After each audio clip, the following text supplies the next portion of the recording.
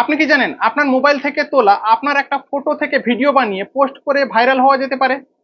আপনার মোবাইলে YouTube app আছে তো? তবে চলুন ভিডিওটা শেষ পর্যন্ত দেখুন এবং শিখে নিন কিভাবে ফটো থেকে আপনি ভিডিও বানাবেন। আর আপনার হাতে যদি এখন সময় না আছে তাহলে ভিডিওটা সেভ করে বা শেয়ার করে রেখে দিন। পরে এই ভিডিওটা দেখে আপনি আপনার ফটো বানিয়ে পোস্ট করে ভাইরাল হবেন। প্রথমে ইউটিউব অ্যাপ ওপেন করতে হবে। আমি ওপেন করলাম। ওপেন করার পর নিচে দেখুন প্লাস আইকন, ক্লিক করলাম।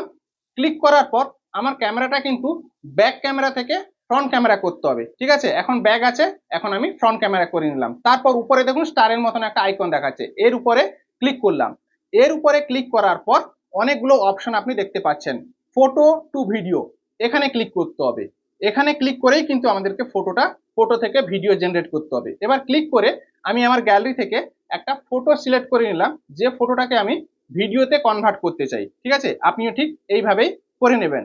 এটা করার পর এখানে কিন্তু একটা প্রম্পট লিখতে হবে, মানে আপনি যেভাবে ফটোটা ফটো থেকে ভিডিও জেনারেট করতে চান সেই প্রম্পটটা লিখতে হবে। আমি কি লিখছি দেখুন, আমি আমার স্টুডিওর ভিতরে বসে আছি, ভিডিও বানাচ্ছি, এমন একটা ভিডিও বানিয়ে দিন।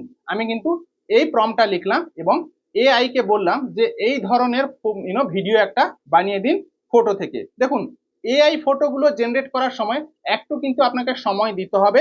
সময় দিলে কিন্তু সুন্দর ফটো থেকে ভিডিও বানিয়ে দেবে এআই। এবার দেখুন আমার ভিডিও কিন্তু রেডি হয়ে গেছে, একটা ফটো থেকে কত সুন্দরভাবে একটা ভিডিও তৈরি করে দিয়েছে দেখুন।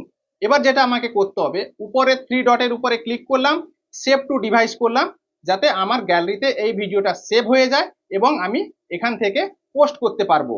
তো এইভাবে আপনি ফটো থেকে ভিডিও বানাতে পারবেন। যদি আপনার হাতে এখন সময় না আছে তাহলে ভিডিওটা সেভ করে রেখে দিন, তাকে পরে এই ভিডিওটা দেখে আপনি আপনার ভিডিও বানিয়ে নিতে পারবেন।